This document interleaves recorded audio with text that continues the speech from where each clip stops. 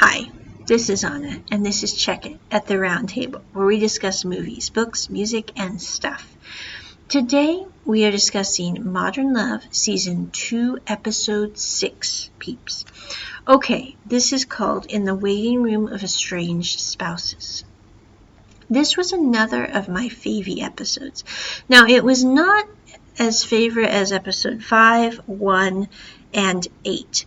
The reason is how to say this? The possible volatility of the main guy character, I think, was a little disturbing, but not because he was a veteran. That had nothing to do with his volatility. It simply had to do with some of the other things that were related to how he dealt with things. But in the waiting room of estranged spouses. So this episode opens up with a husband and wife who are at a 5th of July picnic. And they are talking with another man and his wife, and the wife has their baby in a carrier. Well, the one guy's wife and the other woman's husband go off to get the kids more sparklers, but they don't need to because there's sparklers already on the picnic tables. So the woman who's holding the baby in the carrier is going, your wife and my husband are apparently having an affair, and I think it's been going on for a while, and I just think you should know. Now, she's not saying it like trying to cause an all-out, scene at the picnic. She's saying it because she knows that her husband is cheating, and she knows that this man really has no idea that it's going on. So anyway, we then fast forward to she is at a counselor, therapist office, and she sees this guy who is her husband's, the woman that he ran off with's husband at the therapist office. Well, they decide to go and get some food together and kind of just talk. Now, some people would think this is a very strange situation, and I will admit, it is a very weird situation in this story. However, it kind of reminds me of when I was a kid growing up. There was a family I knew that was quite a ways from where I lived, but they still were somewhat discussed in my town. But anyway, people thought it was very strange, but the family originally, the husband had been very, very abusive to his wife and to his children. And then he had left basically them completely and was not helping to pay child support or take care of them. And this was back in like the 90s when, I don't mean it weird, but divorce and things were more taboo than they are now. So this woman who had been basically a stay-at-home mom had to go try to find a job, try to take care of the kids, keep a roof over their heads, and her ex-husband really wasn't helping with that very much.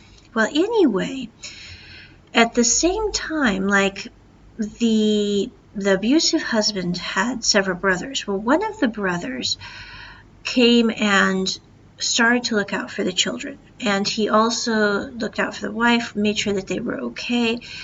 And eventually, like several years down the road, he married his brother's ex-wife. And people thought it was, kind of scandalous and almost, what's the word? I can't think of the word. I can't think of the right word. When people marry their family members, inbreeding. But I remember being a little kid and going, she's not marrying a blood relative. She's marrying her ex-husband's brother who has helped to take care of her and the kids for years and is a very nice man who is not abusive. I'm going, it's not like she's doing anything wrong. And actually, I don't mean it weird, but if we're going to be completely honest, in Western culture, which is based on Christian beliefs, in the Old Testament, it was quite common for men to marry their brothers' wives should the brother die. So I'm like, there's no inbreeding here at all. So I really don't know why everyone in my town I grew up in had any trouble with that situation, but they did. But anyway, in a similar way in this story, the woman whose husband ran off with this guy's wife, you'd think, how could they possibly talk to each other? But I'm going, there's a scene at the time when they're having some food at the restaurant, and she's like, you're really the only other person who gets what I'm going through, because you are dealing with the loss of your wife because my husband ran out on me to be with your wife, and I'm dealing with the loss of my husband because your wife ran off on you to be with my husband. She's like, we get what we're going through. It doesn't mean that it makes it easy, but we have a commonality in that grief and in that loss and in that kind of angry mess that we have. And the guy's like, well, it messed up my plan. My plan was we were going to have a baby. Then 5 years later, we were going to have another baby. Then in 10 years' time from that, we would pay off our house and we would go see glaciers in Alaska together.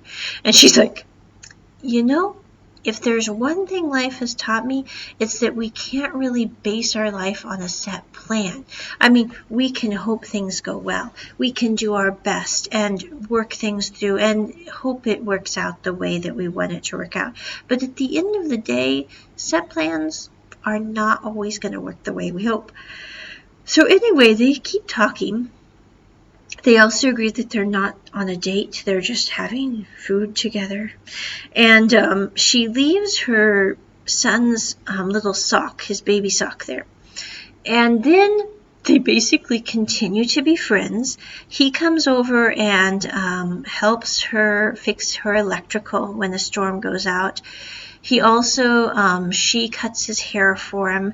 They were going to go on a date, but they didn't because her baby got meningitis. But what he did instead was he was at the grocery store when he found out that they couldn't go on a date.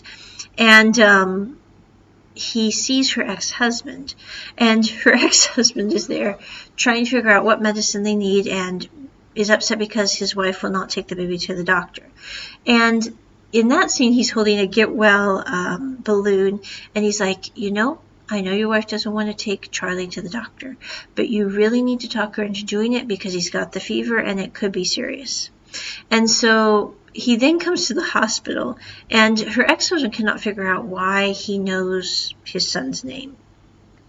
And he also asks him, do you want to go get a drink? Because I'm not having an affair with your ex-wife anymore. And he's like, no, I really don't want to have a drink with a man who had an affair with my wife, which is why we divorced.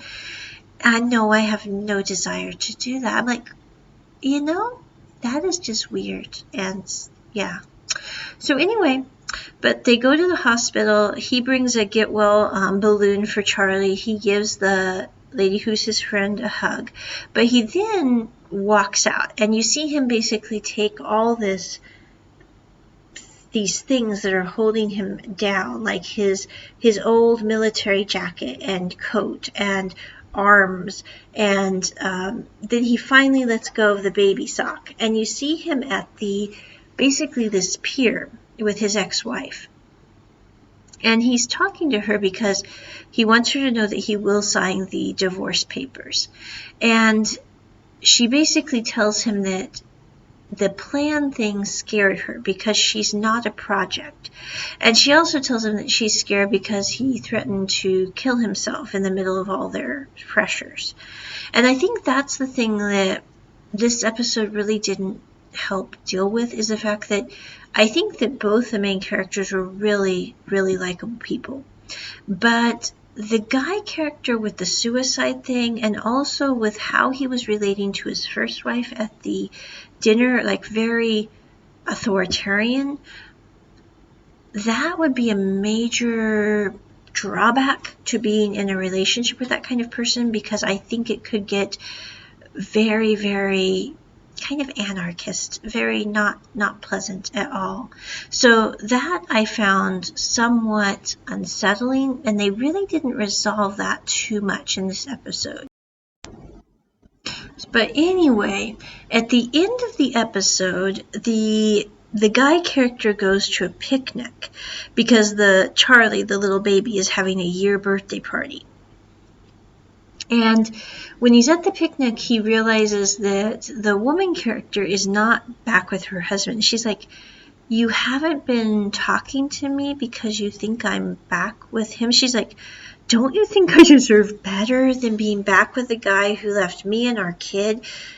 You know, and we're not even, the kid's just turning 1. He couldn't wait to have an affair, you know. She's like, don't I deserve better than that? He's like, yes, you do. And she's like, I already have a man in my life. And she goes and grabs her son. And she's like, see, Charlie, he's the guy in my life. I'm going, yep, he is the man in her life right now. But anyway, at the end of this episode, they are back in the counseling session, the counselor's office, who was totally freaking out because both of them were her patients and in the office at the same time at the start of this episode. But anyway, so they're back in the office, and the counselor looks at both of them and is just like, I think we have a lot to talk about, don't we? And he's like, yes, we do. But I did enjoy this episode mainly because it really does show how when there is conflict, often we can find commonality in situations and ways that we maybe didn't expect. Now, it doesn't mean that everyone's going to end up with their husband's lover's ex-husband, because that just does not happen every day. But what it does mean is that I think that we can find grace and in some ways redemption in things that most people would never think you could find it in. And maybe that's the biggest lesson of all. Check it at the round table. Bye.